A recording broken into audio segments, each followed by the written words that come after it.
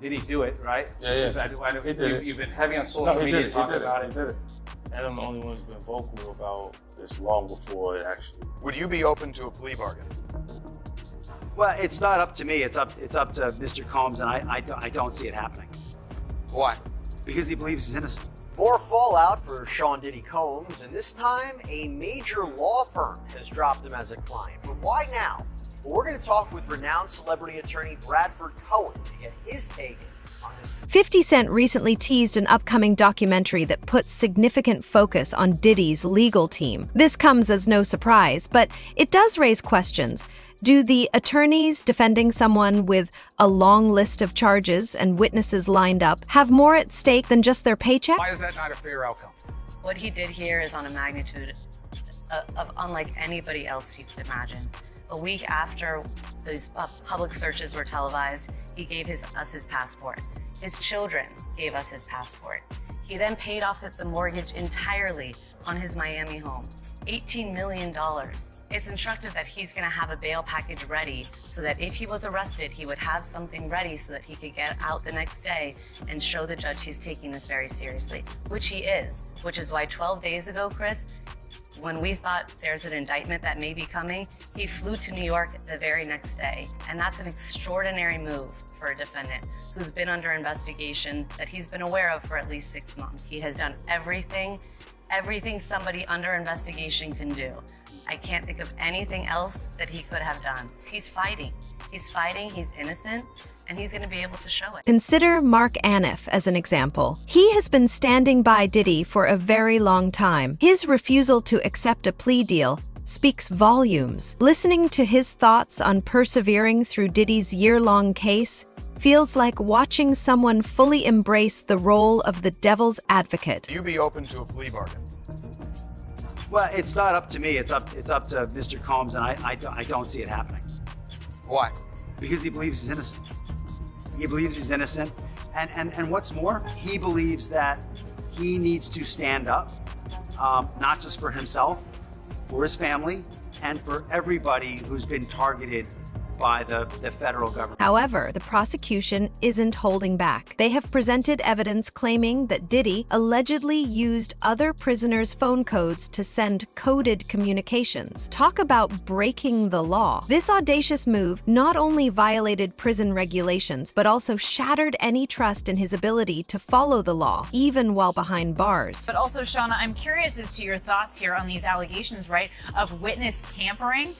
We've heard these allegations that he was, using other inmates' phone accounts to try to make phone calls in a way to make it so that they wouldn't be monitored. And there's also this concern that he might be trying to influence the jury pool via social media even while he's behind bars. Absolutely, and I'm sure the judge really looked into that because although we know that these are allegations, there's been no evidentiary hearing as to whether or not these actually rise to the level of obstruction.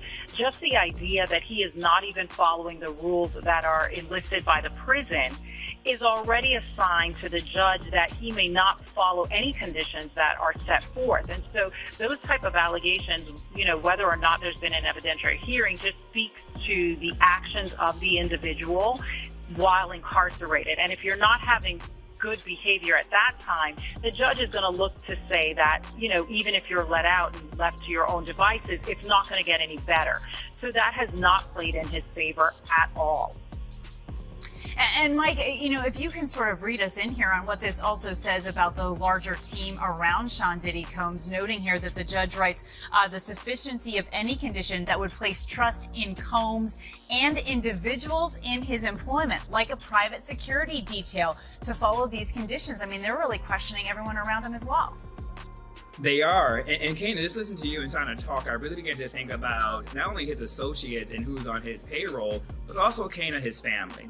Sean Combs has a very strong immediate family with his children who also do hold a level of social currency and culture, and who also too are really influential on social media. I'm thinking about Kana recently. We saw that was posted on Instagram where the children were gathered around the table and was able to communicate with Sean Combs behind bars to wish him a happy birthday. And you can hear Sean Combs on the speakerphone. They're talking about the love they have for the father. The father is talking about the love that they have for them. So really signaling to any potential witnesses that his children are a tight unit, has great social media currency. Also, too, his sons are actually involved in the music industry, to which before he was arrested, his son made a rap song really questioning the federal government, really questioning potential witnesses to go forward against his father. So when you tie all those things together, you look at the social media dynamic, the social currency, the ability to use music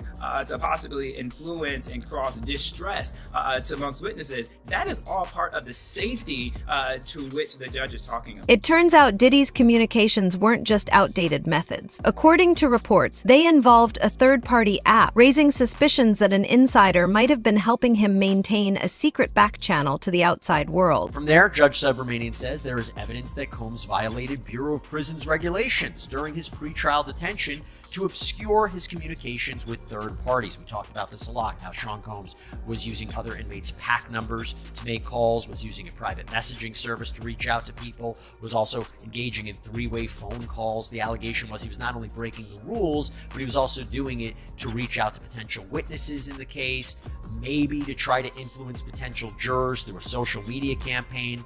Now, this is interesting because Judge Subramanian writes, the court makes no determination that the content of Combs' communications through these channels was improper.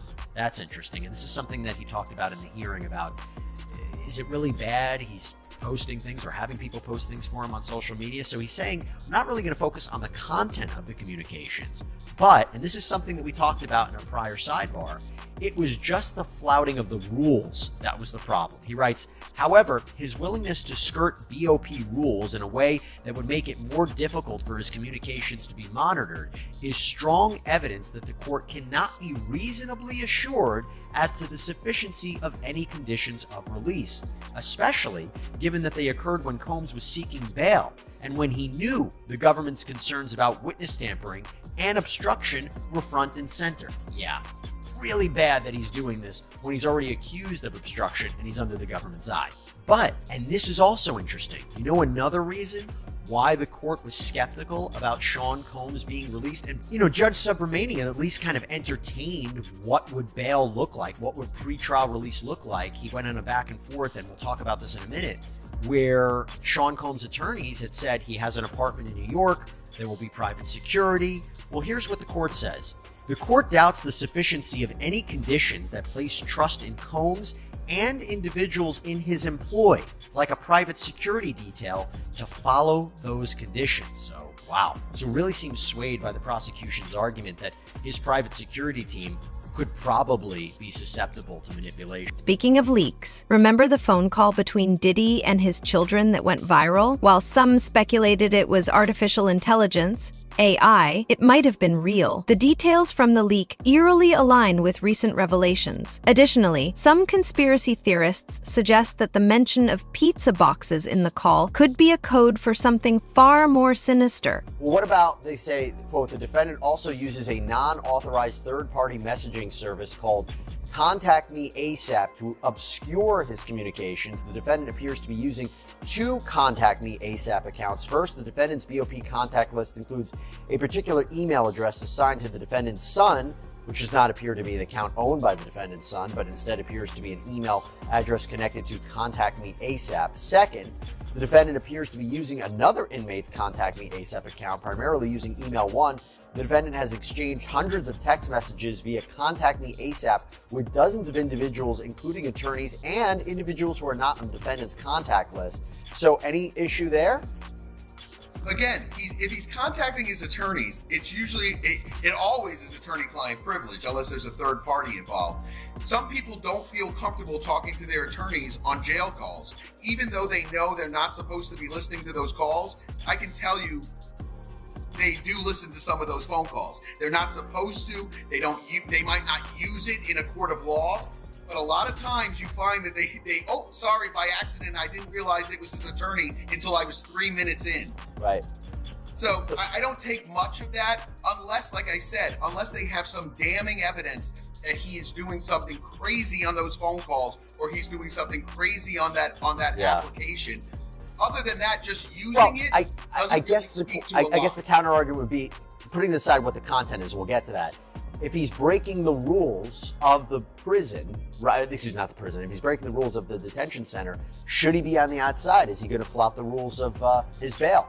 That would be the argument. Yeah, I mean that's a better argument, but the problem is that, quote unquote, breaking the rules by making phone calls and things of that nature, unless those phone calls are the prohibited thing. Like if I am calling a witness directly and having direct witness contact by using this kind of obscure messaging and things of that nature, 100%. But I think just because he uses third-party calls, that's like I said, 99% of the cases do that. Okay, so let me. There's just so much to get to, so I want to get through everything with you. So the prosecutors have indicated that they will produce these calls to Combs and his lawyers through a filter team prior to what is a scheduled bail hearing on November 22nd, 2024. We're going to be covering that on Law and Crime. But then they write this. On multiple calls, often using the PAC numbers of other inmates, the defendant is explicit about his intention to use public statements to alter public perception, and the defendant leaves no doubt that the narrative he wants to leave is the potential jury pool's perception of this criminal proceeding. And examples of these efforts, they say, are plentiful. And then they black out and they redact all of those examples. First, Bradford, why the redactions? Well, the redactions probably because they don't want it to then make it public what his position is. Like, I didn't do it. This one witness, she did X, Y, Z. I'm sure that there's things in there that the government doesn't want the public to hear because the government has their narrow view of what's going on, right? And whenever the defendant then wants to address that narrow view and put out his own statement or address it in a different way, they want to curtail that because they have a certain way to look at a case. They don't want anyone looking at it differently. I find this to be the most ironic thing. It's like, it's hypocrisy at its best because although the New York Southern District office does not themselves leak things often, they have in the past, but in this case, I don't think there's any evidence that they leaked anything. When you consider Jay-Z, who has faced allegations of dubious activities related to his gin contract, things become even more complicated. Diddy's former bodyguard has revealed details about Jay-Z's strategic maneuvers to avoid being implicated, suggesting that he might just be buying time as the walls close in. How do you feel about people constantly trying to drag Jay-Z into this Diddy situation when I haven't really seen like one piece of evidence that ties him to this at all? Well, I would say this. It's kind of funny to me, man, is that Diddy used to hate Jay-Z. He hated Jay-Z enough when he was trying to get Ja Rule to go at Jay-Z. This is back in the early 2000s.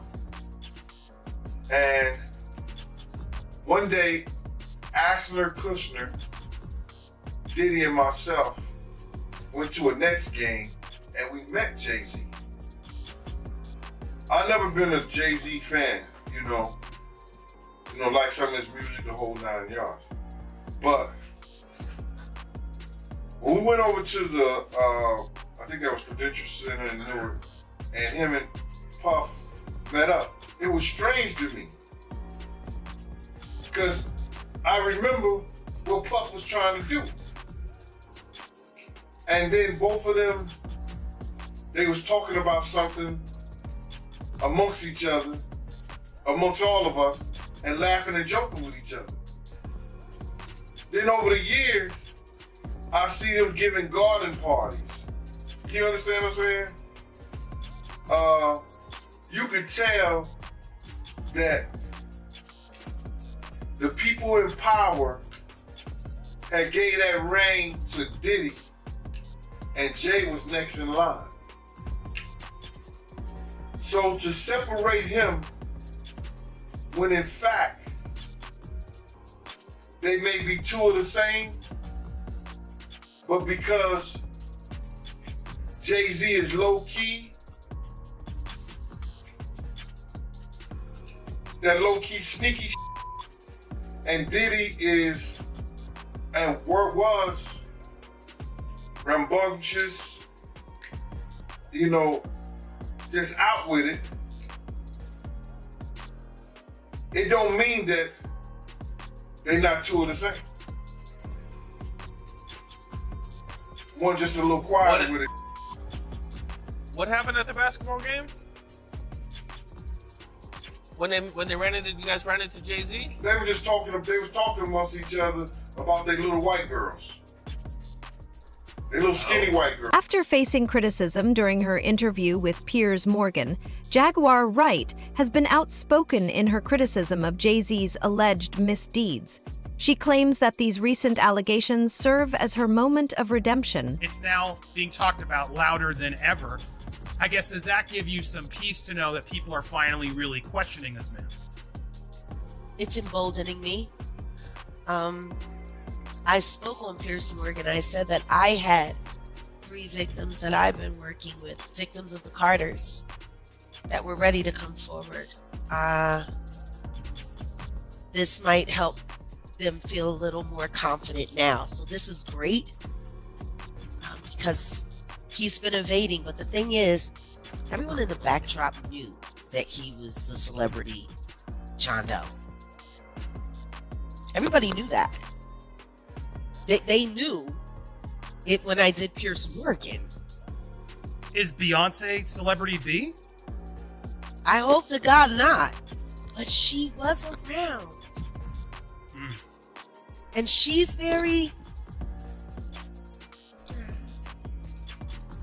she's got enough on her plate. After everything that happened with the election and everything that's happening right now, I'm not going to dump on that woman. She got better fish to fry. Well, what I will say is that her husband, she knows exactly who he is. Yeah. She knows. She knows. I want to give you props though, because on your channel, which I want to plug, you Jaguar Right Effect, you guys can support it. You posted last night. Your first response was reposting the unedited Piers Morgan interview, which I found very ballsy and very telling. And again, this is where it all came from, where Piers Morgan was scared by Alex Spiro, Jay-Z's attorney, proving they are watching and they're being litigious. I got to watch my back, Jaguar. I appreciate you That's fine. getting that. I don't want to lose my platform. I can't afford God, Alex no. Spiro. I wouldn't want that for anyone. I don't want anyone to lose their platform. He's good. He's good too. Right or wrong. He's real good. What I wanted to take this video for is we're going to have Jaguar live tomorrow around 4 p.m. Eastern. She's coming back for a long-form conversation. We're going to hear plenty. If you got questions, come ask them. Jonas, tomorrow, hit the subscribe. Jaguar, I want to do a victory lap for you here. I want to say, because people say you're being crazy. The reality is I think you were onto something before a lot of us, specifically about Jay-Z. And there are some clips I want to watch with you, particularly one of Rihanna that really freaked me out. This clip, guys, if you haven't seen it, which I hadn't seen it until this morning when I saw this headline, Kim found it for me. Let's watch this clip quickly. Crazy Let's that you watch haven't Tyra seen this. pushing to get this out of Rihanna, and when it does, man, it made me feel very, very uncomfortable. Audition. Yeah, but before I met him, I was so nervous. I was shaking literally. But the moment I walked into the office, the atmosphere was so warm and welcoming. And you had to sing a cappella for him? Yes, I had to sing. I sang Fun to Replay. I sang another ballad from the album last time. Yeah. So then what did he say to you? He said something to you. Oh yes, he said, we don't sing songs here, we sing artists. And there was this little pause, and I was nervous. But then he said, and we're interested. And there was this sudden feel of relief. But then he said something about a window and a door or something. Oh, then he said, he said it more. I did a lot of homework on you. He said, there are 2 ways to leave here, either through the door with the deal sign or through this window, and we're on the 29th floor. So you was like, where's the pen? Here's the paper. I'm signing. Yeah. The audience is so uncomfortable. Like, I don't know if Tyra was trying to get that on the record, but my God, what Jaguar? He threatened her. This is her own words coming out of her mouth. And she was a kid at that time, correct? 15-year-old girl who had been flown to the United States without parental supervision or a chaperone, brought to a grown man's office in a large corporate Manhattan building. Everybody knew when she flew in. I was there the day she got signed. Everyone was talking about it, and the 6 hours that she spent with him, and the 4 hours that she spent alone with him with no parental supervision. Her father didn't show up to the next day to come and collect the check.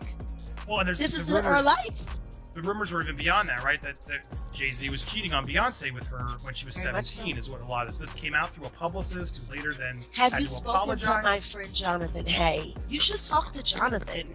Please. Because Jonathan was there. He was right there working with Rihanna. And it was right when they started crafting her to be seen as a brand and commodity only and not a person. And when I talk to Jonathan now, just to hear him when he thinks of his teenage daughters, he was like, Rihanna was the same age my girls are now. I couldn't imagine putting my daughters through what we put her through. And then the next thing you know, she was removed from that first team from Palm Replay and replaced with all new handlers and kept sheltered in Los Angeles, where she was going out to parties and partying at 15, 16, 17 years old, hanging out at the Rainbow Room, hanging out. Yeah, like it was one of my friends who found out she was 17 when everyone thought she was 21. And he was like, yo, why do y'all got me carrying this girl around and she's it's cool. In addition, 50 Cent has been taking shots at Diddy online while keeping the juiciest details of his upcoming documentary under wraps. Based on his hints, it's shaping up to be nothing short of explosive.